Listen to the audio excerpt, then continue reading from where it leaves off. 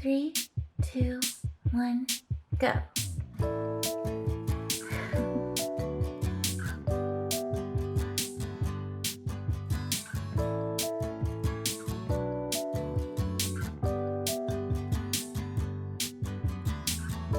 It started out with a little bit of a mess from your part.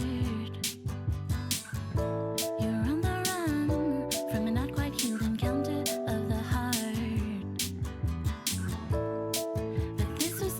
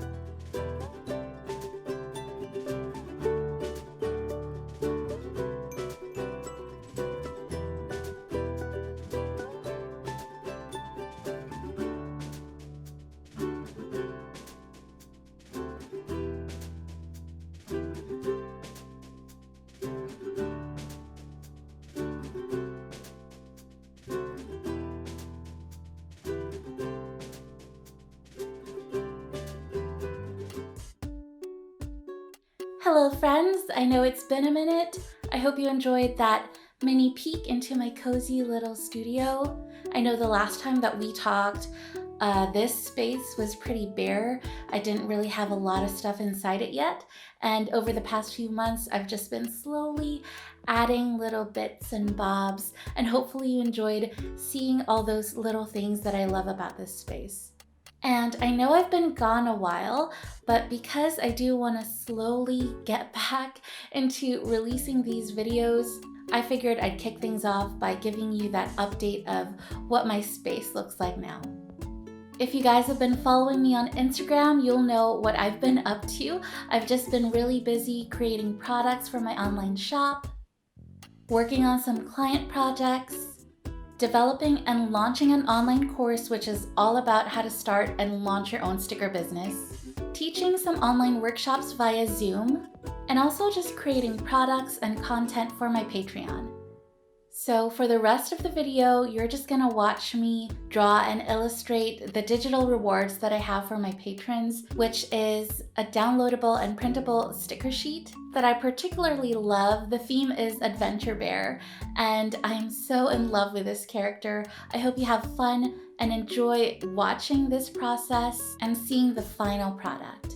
And as I draw and work on this illustration, I'm also going to be answering some questions that you guys sent in over Instagram. But if you have any other questions for me, feel free to leave them in the comments below or just send me a message over on Instagram.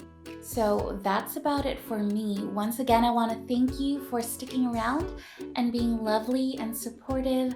I have learned my lesson. I am no longer going to be promising X number of videos released in an X amount of time. Instead, I'm just going to be focusing on creating the content that I want to create and sharing as much as I can with you, but doing it at my own pace so that I'm being a little bit kinder to myself in terms of the workload that I have. And hopefully you'll enjoy the videos that I'll be able to share with you. Enjoy the rest of the video. The first question is, do I have a useless talent? And I don't feel bad about bragging about this, but I make the best eggs. Perfect sunny side up, over easy, scrambled, soft boiled. I can do poached, perfect every time. And I know it's not entirely useless because you can eat the eggs, but it's the most random talent that I can think of. Second question. How do you handle stress and art block? Okay, this is a tough one. I'm actually going to give you two answers for this. One answer is what I actually do now and how I actually handle stress and art block, but it is the opposite of what I hope you end up doing. The second is what I know I should be doing, but what I have a hard time following through with because my bad habits are just so ingrained in me. So here's the first one, the one that I think you should not do. I'm a workaholic personally, so the tendency for me is to just solve everything with more work. I tend to just bury myself in more projects and keep myself busy because in my mind, as long as I'm busy doing something, then I won't have the time to think about the stress or the fact that I feel just exhausted and super drained, which is a horrible habit to have. What I know I should be doing and what I hope that you'll consider doing is to, number one, take a break. Truly and sincerely just take a break. Because stepping away from the work, even if it's just for a few hours a day or a day or two, and having weekends, guys, cherish your weekends. Giving yourself that time and space to just rest and do something that's not related to your job allows you to approach your work and the act of creating something with more wonder and more excitement, because like with most things, The more you do a task or a job, the more like a chore it can feel when you're just drowning in this one thing. When you step away to try a different craft or a different kind of medium, or maybe to hang out with friends, safely, of course, or when you try to discover new artists or consume content by creators that you've never encountered before, not only do you get that mental reset that will help you re energize yourself and feel more motivated and refreshed to work, but you're also able to get more inspiration from different things that can help influence your artwork.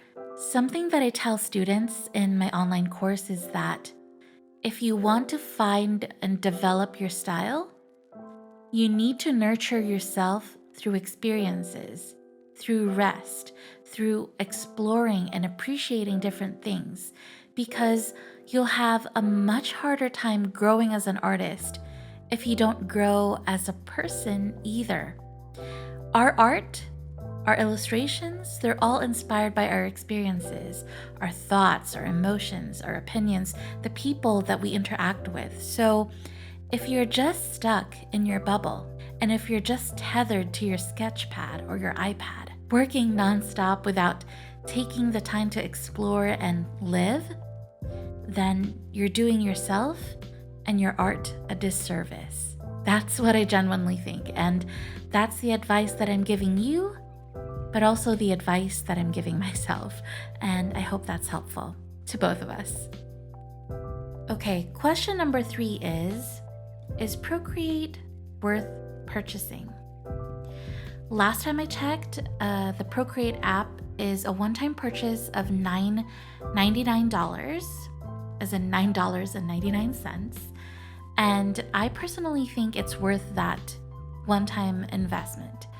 What I love about the app is how accessible it's made digital illustration. I think it's really user-friendly, and also it's constantly growing and developing with different updates. You know, it's adding new effects, new tools that make it more fun and a lot more robust as an app. I like that it has a lot of features without making it overly complicated and intimidating. It's not like some apps like Adobe Photoshop or Adobe Illustrator that is jam-packed with features, which is great because you're paying a lot, but also that makes it kind of intimidating and hard to dip your toe into, especially when you're a beginner illustrator or artist. With Procreate, I also love that there are a lot of tutorials and classes online that you can take to help you learn how to use it. I personally teach classes on Procreate Basics, and I do them in 2 hours. And within that time, I feel like I'm able to show students a lot because it's very beginner friendly. Don't get me wrong, I understand that not everyone might have extra funds readily available to purchase the app and to purchase an iPad. So I know there are different options available, different drawing tablets that you can use, and apps like Krita, or is it Krita? I'm not sure how to pronounce it, or Autodesk Sketchbook, but I personally have not tried those apps myself, so I can't vouch for them. I have tried drawing with a tablet before, a Wacom tablet, but it's one of those bamboo tablets that doesn't have the screen, and I personally found it really difficult to use intuitively on Photoshop. I know it just takes a lot of getting used to, and if you're able to do that, great, but I wanted a drawing experience that felt like I was actually drawing on a surface on paper and that I could actually see on the surface what I was doing. And that's why I got the iPad, and that's why I got Procreate. And it's what I've been using for my art, both personal and for products and for client work, and I'm really happy with it. That's about all the time I have to answer the questions in this video, but I'll make sure to take note of all the questions I got and answer more of them in future videos. And if you have any other questions that you want to ask me, you can leave a comment below, or you can also send me a DM over on Instagram at YayIt'sVika. Thank you so much for watching, and I'll see you guys next time.